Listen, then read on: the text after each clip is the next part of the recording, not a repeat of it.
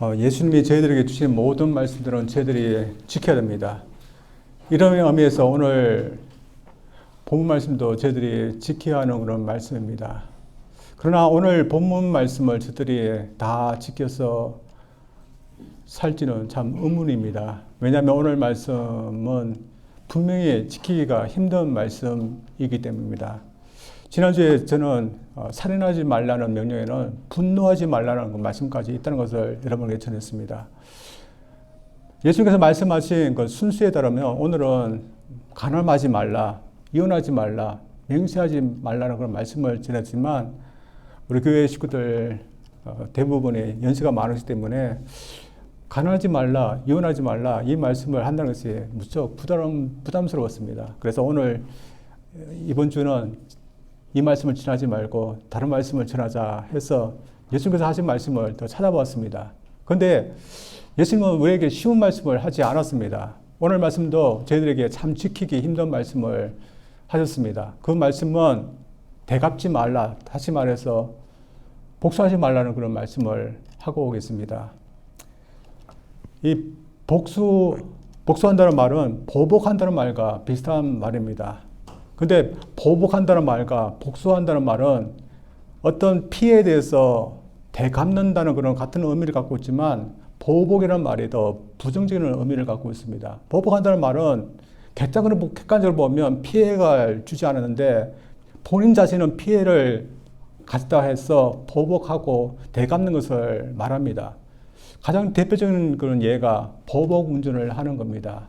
우리가 운전을 하다 보면 빵 하면서 경고음을 누를 수가 있습니다. 근데 잘못 누르다가는 보복을 당할 수가 있습니다. 여러분 이게 밀란이나 이런 데 가보면 신호등이 바뀌었음에도 불구하고 나가지 않은 차가 운전하지 않는 가만히 있는 그런 차가 있습니다. 여러분 이럴 때 어떻게 하겠습니까? 여러분 빵 하고 경고음을 누르십니까?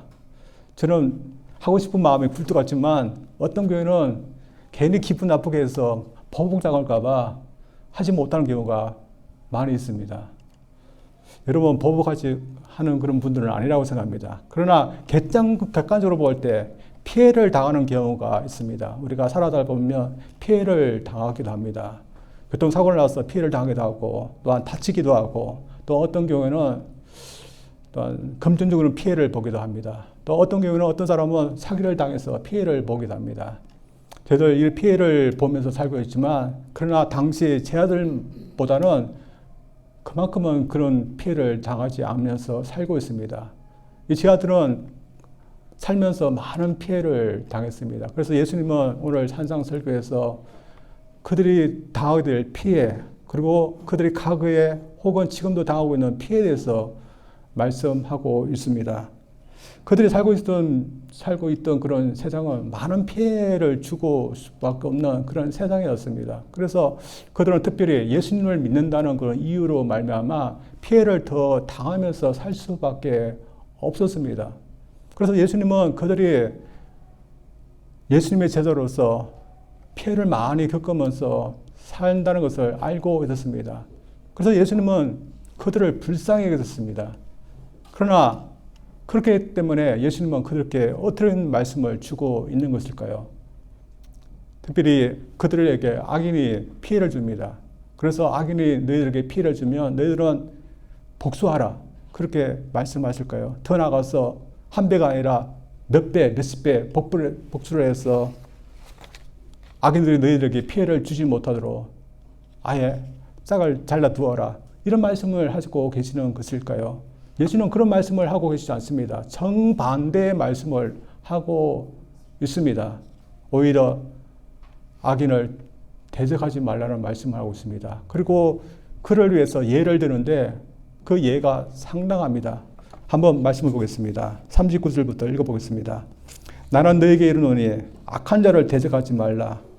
누구든지 내 오른편 뺨을 치거든 왼편도 돌려대며 또 너를 고발하여 속옷을 가지고자 하는 자에게 겉옷까지 가지게 하며 또 누구든지 너로 억지로 오리를 가게 하거든 그 사람과 심리를 동행하고 내게 구하는 자에게 주며 내게 꾸고자 하는 자에게 거절하지 말라. 예수님이 예로 든 그 피해들은 참으로 우리가 참을 수 있고 감당할 수 있는 건 피해들이 아닙니다. 첫 번째 예는 예수님은 아무런 복수도 하지 말았는데 모욕하는 것에 대해서 참으라는 그런 말씀을 하고 있습니다. 우리가 모욕하는 것에 참으라는데 참을 수 있을까요? 특별히 이것에 대해서는 뺨을 맞는 그런 모욕을 맙니다. 여러분 뺨을 맞아본 적이 있습니까? 뺨을 맞으면 아픈 것도 있지만 더 힘든 것은 모욕감입니다. 그런데 오늘 본 말씀 보면 손바닥이 아니라 손등으로 뺨을 때는 것을 말합니다. 보통 때는 모욕감을 주기 때문에 손등으로 때리지 않지만 그러나 어떤 사람을 완전히 무시하면 손등으로 때리기도 합니다. 오늘날 저희들이 이런 경우를 당하지 않지만 예수님 당시의 제자들은 이런 일을 수모를 겪을 수 있다는 것입니다. 그리고 예수님도 이런 수모를 직접 겪었습니다. 그리고 나중에 예수님의 제자들은 이런 수모를 겪었습니다. 예수님이 십자가를 지시기 전에 악인들에 의해서 끌려와서 법정에 서서 신문을 받게 되는데 예수님이 고분고분을 하지 않았습니다. 그러자 악인들이 예수님께 어떻게 했습니까? 예수님의 얼굴에 침을 뱉고 예수님의 얼굴을 휘둘러서 때렸습니다. 그 한두 번이 아니었습니다. 그래서 예수님이 이런 말씀을 하시는 것은 아무런 수모도 모욕감도 모르기 때문에 말씀하신 것이 아니었습니다. 따라서 우리는 예수님의 말씀에 귀를 기울여야 되는 겁니다. 두 번째로 예수님께서 피해를 드는 것은 고소를 당해서 어떤 것을 빼앗기는 것을 말하는 것입니다. 여기서 고소를 하는 자가 누구일까요? 정당하게 어떤 것을 고소하는 자를 말할까요? 아니면 부당하게 어떤 사람에게 고소를 해서 빼앗으려고 하는 그런 것일까요? 예수님께서 너희들은 악인을 대적하지 말라는 그런 전제하에서 말씀하신 것을 미뤄보면 부당하게 어떤 제자를 고소하는 악인을 말하는 겁니다. 그런데 그 악인이 부당하게 고소해서 무언가를 빼앗으려고 하고 있는 걸까요? 그 제자의 속옷을 빼앗으려고 하는 겁니다. 오늘 속옷을 빼앗으려고 고소하는 경우도 없고 또 고소를 해서 속옷을 빼앗아도 많이 있기 때문에 몇 벌을 빼앗겨도 괜찮습니다. 그러나 당시만 해도 몇 벌의 그런 옷을 갖고서 살았을까요? 평생을 살면서 한 벌 정도였습니다. 그런데 그 한 벌 되는 그 속옷에 그것을 빼앗고자 합니다. 악인이라도 너무 치사하고 옹졸한 그런 악인인 줄 압니다. 그러나 이런 피해를 볼 수 있다는 겁니다. 예수님도 이런 피해를 보았습니다. 예수님께서 십자가를 지실 때 군병들이 어떻게 했습니까? 예수님이 입고 있던 그 옷을 하나하나 나누었고 마지막으로 있었던 그 속옷은 누가 갖게 될지 제비를 뽑아서 가져가게 됐습니다. 예수님도 부당한 피해를 보신 것입니다. 그리고 세 번째 피해입니다. 이것은 부당하게 노역을 강요당하는 겁니다. 식민지 백성들이었던 그들이 로마 군인들부터 당했던 그런 피해입니다. 로마 군인은 식민지들의 백성들에게 노역을 시킬 수 있는 권한이 있었습니다. 그러나 로마 군인들이 식민지 백성들에게 그 동의를 구해서 그 권한을 부리고 있는 걸까요? 일방적인 그런 행사였습니다. 그래서 예수님께서 예를 든 것처럼 로마 군인들이 식민지 백성들 그들에게 1마일을 어떤 짐을 지고 가라면 가야 했습니다. 그러나 식민지 백성들이었던 그들의 입장에서 보면 여기서 얼마나 부당하고 얼마나 화가 나는 일이었을까요?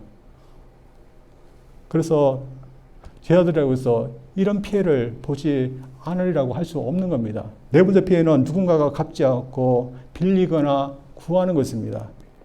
저희들이 생각할 때 누군가가 구하거나 빌릴 때는 어떤 전제하에서 빌리거나 구합니까? 그것을 되갚거나 돌려준다는 그런 전제하에서 빌리거나 구합니다. 그러나 어느 누구가 빌리거나 구했는데 되돌려주지 않거나 갚지 않는다면 어떻게 될까요?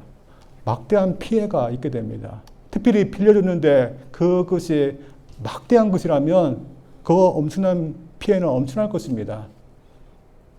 그러나 그뿐만 아닙니다. 피해뿐만 아니라 빌려준 자를 알고 극도로 화를 나게 하는 것입니다. 지금까지 예수님이 예로 들은 말씀드린 이 피해들은 제 아들이 당해왔거나 앞으로 얼마든지 당할 수 있는 그런 피해들을 말합니다. 여러분, 오늘날도 이런 피해를 우리가 입고 살아야 된다면 어떻게 해야 될까요? 누군가 우리를 모욕한다면 어떻게 할까요? 어떤 사람이 부당하게 우리를 고소해서 우리가로부터 어떤 것을 빼앗으려고 피해를 준다면 어떻게 할까요? 어떤 사람이 무언가를 빌려갔는데 갚지 않아서 우리에게 피해를 준다면 어떻게 할까요? 또 우리가 누구한테 속여서 막대한 피해를 우리가 입으면 어떻게 될까요? 참 우리가 이런 피해를 입으면서 아무것도 하지 않는다는 것은 참 어려운 일인 것입니다. 부당하지만 참으면서 가만히 사는다는 것은 굉장히 힘든 것입니다. 그래서 우리가 부당한 피해를 입게 되면 무슨 것을 하려고 합니다.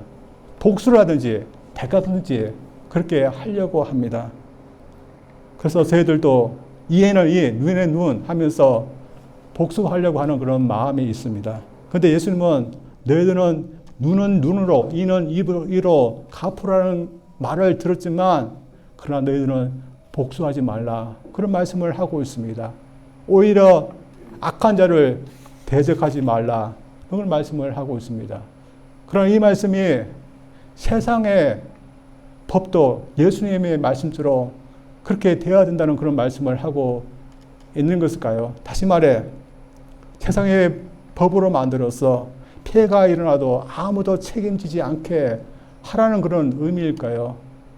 가해자에게 어떤 처벌, 어떤 책임도 묻지 않고 피해자는 피해를 당하면 그냥 당하라는 그런 의미일까요? 예수님께서 이 말씀을 하신 것은 세상의 법으로 만들라는 그런 의미는 아닌 겁니다. 만약에 세상을 법으로 주님의 말씀을 만든다면 세상에 정의가 있을까요? 아무도 책임지지 않고 가해지만 아무도 책임지지 않는 그런 사회가 된다면 이 사회는 정의가 없을 겁니다. 정의가 없고 공의가 없는 세상에서는 우리가 살 수 없을 겁니다. 그래서 예수님은 당신의 말씀을 세상의 법으로 만들라는 의미에서 주신 것이 아니었습니다.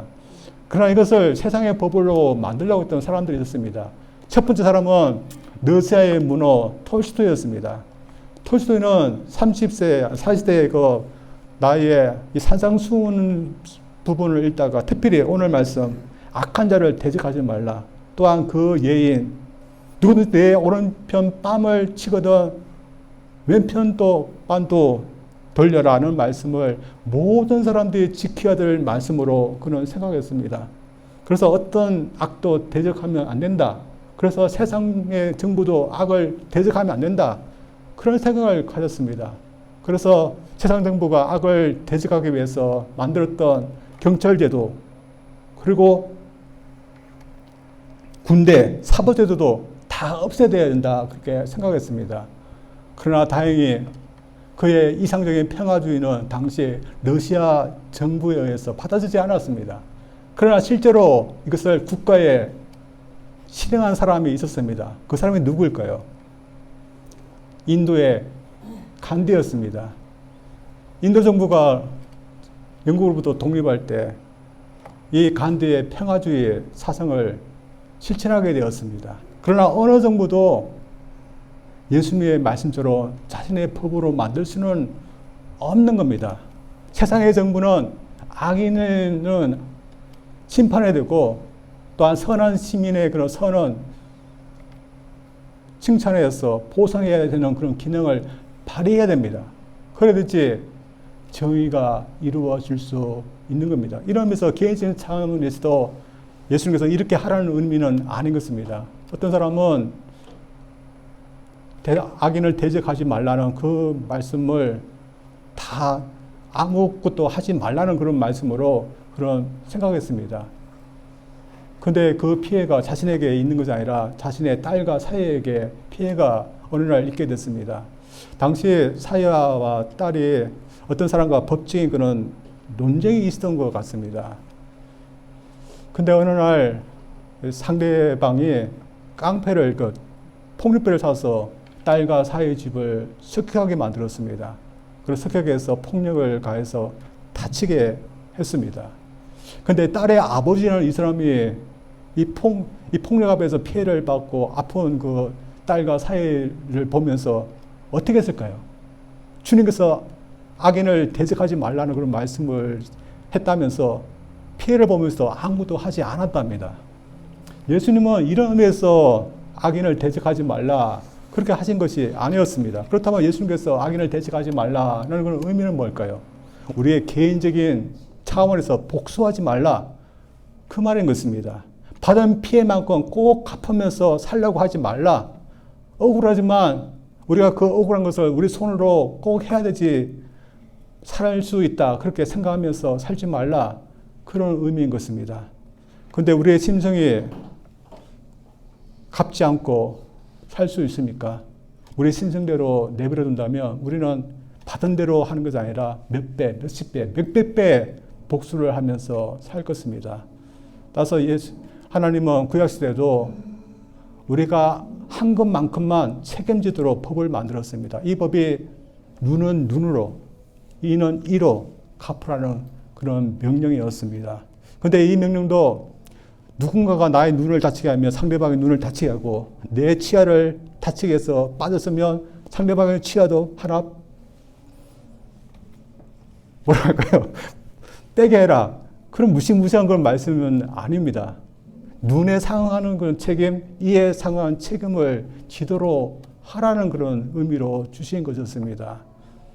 그리고 개인적인 차원에서 이렇게 서로 책임지게 하면 공평하게 할 수 없으니까 하나님은 하나님께서 세우신 재판관으로 하여금 책임을 지도록 하도록 중재하게 하셨습니다. 그래서 구약시대에도 개인적인 차원에서 절대로 복수를 하지 못하도록 하셨습니다. 그러나 예수님 시대 때만 해도 이 법을 오용하게 됐습니다. 그래서 눈은 눈으로, 이는 이로 갚으라는 그런 말씀을 하셨기 때문에 보복하라 하셨다. 그렇게 사람들은 가르쳤습니다. 그래서 보복을 하지 말라는 그 법을 오용해서 오히려 보복해야 된다 하면서 사람들은 보복을 하게 되었습니다. 그러나 이 시대도 당시 시대도 하나님의 뜻은 지켜야 됩니다. 오늘 말씀을 통해서 저희들에게 주님께서 주신 하나님의 뜻은 뭘까요? 억울한 일이지만 피해가 있지만 꼭 갚으면서 살려고는 하지 말라는 겁니다. 세상 사람 같았으면 한 대 맞으면 두 대, 세 대 때리지만 그러나 너희들은 오른쪽 뺨을 맞으면 다른 쪽 왼쪽 뺨을 돌려대라 그런 말씀을 하셨습니다. 남의 뺨을 때리고 또 모욕을 주는 것이 악하지 않다는 것이 아닙니다. 악하지만 그러나 꼭 악한 것을 우리 손으로 보복해야 된다는 것은 아니라는 것입니다. 이것은 고소하는 것도 마찬가지입니다. 부당하게 어떤 사람이 우리를 고소하는 것은 무언가를 빼앗는 것은 참 악입니다. 그러나 악이지만 꼭 우리가 우리 손으로 보복해서 막 고소를 해야 한다는 것은 아니라는 것입니다. 예수님은 고소를 정해 속옷을 잃게 되면 너희들의 겉옷까지 주어라 그런 말씀을 하고 있습니다. 억울할 일을 당하지만 더 당하라 그런 말씀을 하고 있습니다. 그런데 예수님은 우리가 억울할 줄 알면서도 왜 우리 손으로 억울한 일을 풀지 말고 오히려 더 당하라 이런 말씀을 하고 있는 것일까요? 복수는 복수자에게도 좋은 것이 아니기 때문입니다. 우리가 복수를 하면 마음이 시원하고 정의가 이루어질 줄 알고 사람들은 합니다. 그래서 받은 피해만큼 복수하거나 갚아주려고 합니다. 그러나 그렇게 하는 것이 사실은 좋은 것이 아니라는 겁니다. 복수하기 위해서 남을 미워하는 것, 복수하기 위해서 내가 받은 피해만큼 남에게 피해를 주는 것 좋은 것이 아니라는 것입니다. 저희들 알고 있듯이 복수를 했던 사람들이 있습니다. 구약시대에 보면 야곱의 아들들이 복수를 했습니다. 야곱에는 아름다운 딸 한 명이 있었는데 디나라는 딸이 있습니다. 이 디나가 10대 때 참 아름답고 또 호기심이 있을 때 세겜이라는 곳에 도시에 놀러 가게 됐습니다. 그런데 그 세겜의 성의 추장이었던 세겜의 하몰에 의해서 강간을 당하게 됩니다. 그 세겜도 하몰도 당시 한 젊은 청년이었는데 이 니나를 사랑하게 됩니다. 그리고 사랑하기 때문에 용서를 빌고 결혼 승낙을 받기 위해서 야곱의 집을 찾게 됩니다. 야곱의 집에서 결혼을 승낙하게 됐을까요? 어림없는 그런 일이었습니다. 그러나 복수하기 위해서 결혼 승낙을 하게 됩니다. 결혼 승낙으로 조건을 내세우는데 세겜성의 남자들이 다 할례를 하라는 겁니다. 그래서 이 말을 믿고서 모든 남자들이 다 할례를 하게 됩니다. 그리고 이 틈을 따서 복수하기 위해서 야곱의 아들들이 어떻게 했을까요? 모든 남자들이 다 아파하고 있을 때 석격에서 모든 남자를 다 죽이게 됩니다. 그리고 여자들, 아이들을 다 포로로 끌고 오게 됩니다. 이렇게 복수했던 야곱의 아들들이 복수를 함으로써 참 좋았을까요? 전혀 그렇지 않았습니다. 복수를 함으로 말미암아 얻은 것보다는 이런 것이 더 많았습니다. 그리고 복수를 주동했던 야곱의 아들들 중 레위와 시므온은 아버지로부터 저주를 받아야 했습니다. 그러나 더 억울한 일을 당했던 요셉은 형들을 복수하지 않았습니다. 저희들이 알고 있듯이 요셉은 17세 때 형들로부터 노예로 팔리게 됐습니다. 그는 복수하지 않았지만 만약 복수를 했다면 형들이 어떻게 복수했을까요? 형들이 애굽에 내려왔을 때 형들을 다 죽였을지도 모릅니다. 아니면 형들을 감옥에 넣어서 평생 감옥에서 살게 했을지도 모릅니다. 그러나 그렇게 요셉의 형들에게 복수했다면 요셉에도 좋았을까요? 복수하게 형들에게 죽이든지 아니면 감옥에 넣든지 했을지라도 그러나 그에게도 좋은 것이 아니었습니다. 그가 만약에 복수를 해서 얻었다면 뭘 얻을 수 있을까요? 복수를 했기 때문에 마음이 후련해졌을까요? 정의를 이뤘기 때문에 형들이 아파하는 그 모습을 보면서 마음이 후련하고 그랬을까요? 그것도 얻지 못했을지도 모르는 겁니다. 그래서 복수하는 것보다도 형들을 용서하는 것이 그에게도 더 나았던 것이었습니다. 그리고 하나님께 복수를 맡기고 하나님께 맡겼을 때 하나님은 하나님의 방법대로 대갚아 주시고 또한 더 나아가서 더 좋은 일이 일어나게 하셨습니다. 그는 복수하지 않지만 형들이 자발적으로 그에게 용서를 빌었습니다. 그는 복수하지 않지만 형들이 스스로 괴로워하면서 살아야 했습니다. 형들이 스스로 괴로워하면서 세상을 살았다는 것은 어떻게 보면 하나님의 정의인지도 모르는 것입니다.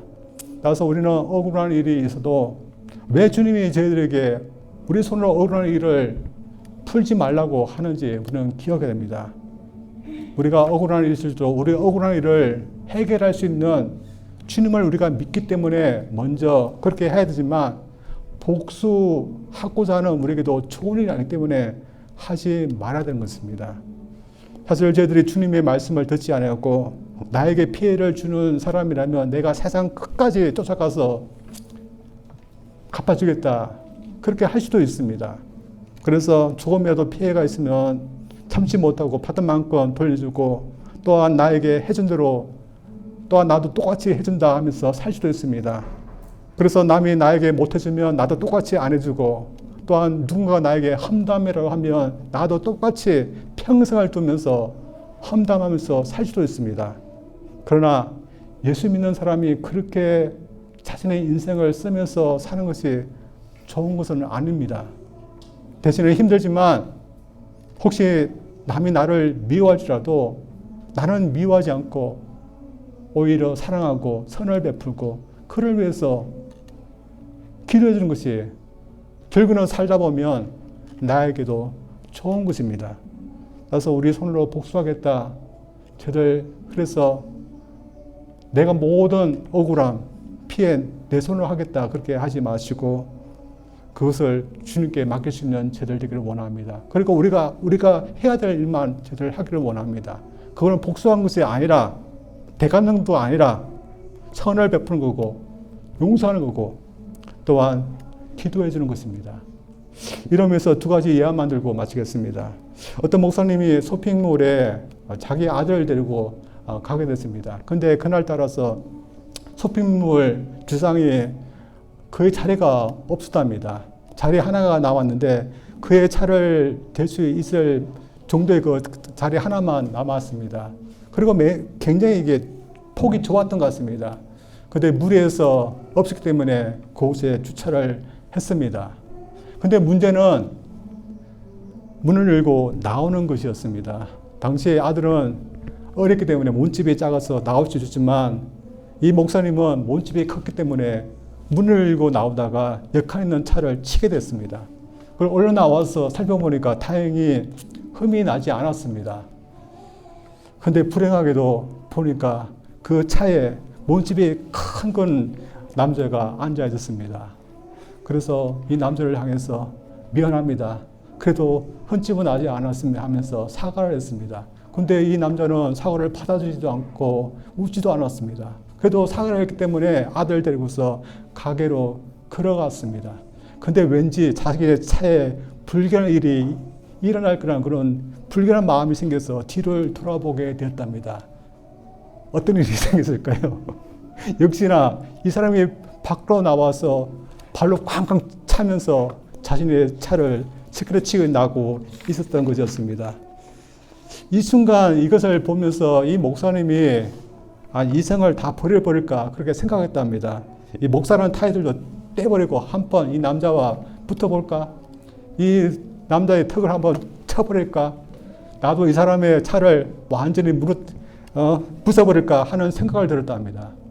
근데 이 남자의 몸집을 보니까 자신이 더 당할 것 같고 또한 자신의 어린 아들을 생각하니까 도저히 그렇게 하지 못하고 속수무책으로 있었다고 합니다. 그래서 그날 자신이 아무것도 못하고 자신의 차가 망가진 것을 지켜보면서 참았고 그렇게 지나갔답니다. 근데 그 이후로 이 목사님이 이 일로 인해서 어떻게 되었을까요?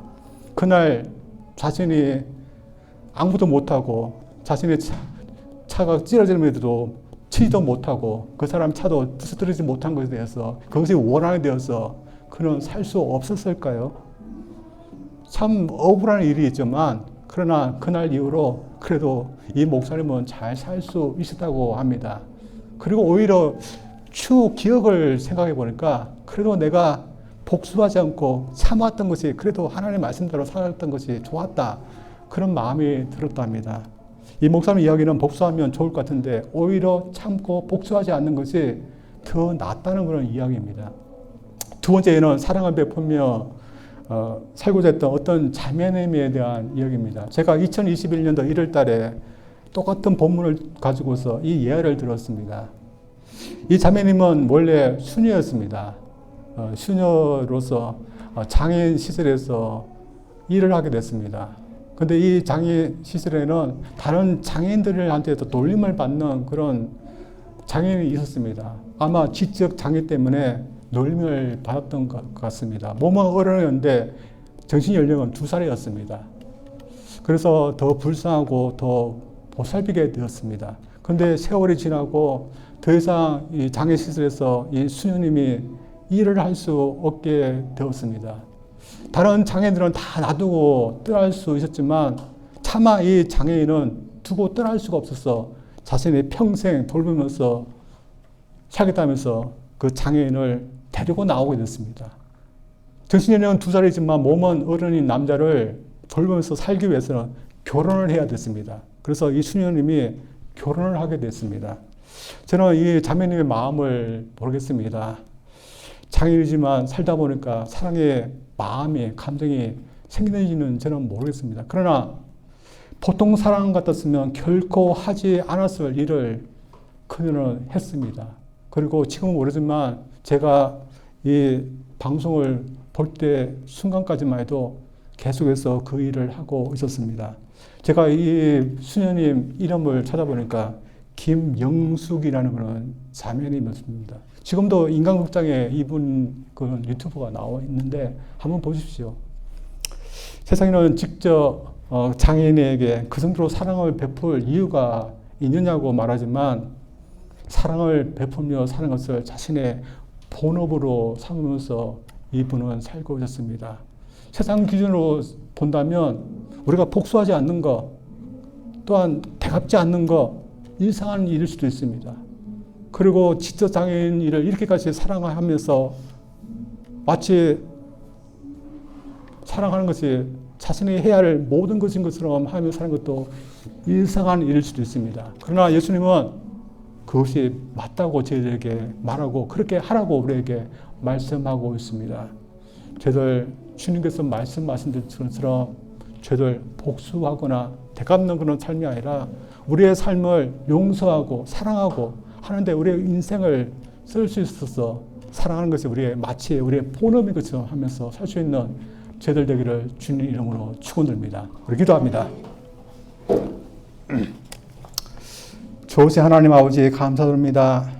악하고 죄인이었던 저희들 먼저 사랑해 주시고 악할지라도 저희들을 받아주시고 구원하셨는데 우리는 사람들로부터 받는 피해 또한 악인들로 받는 그 악에 대해서는 조금도 참지 못하고 받지 못하고 우리 인생을 복수하는데 저희들 사용하는 경우가 있습니다.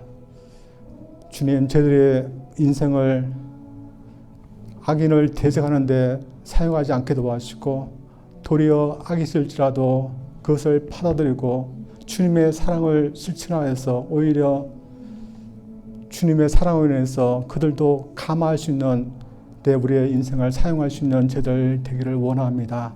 우리 인생이 짧으면 짧습니다. 우리 인생 하나님의 뜻을 이루는 데 서게 도와주시고 사랑을 전하여서 그 사랑을 베풀면서 사는데 우리 인생을 쓸 수 있도록 도와주시옵소서. 예수님 이름으로 기도합니다. 아멘.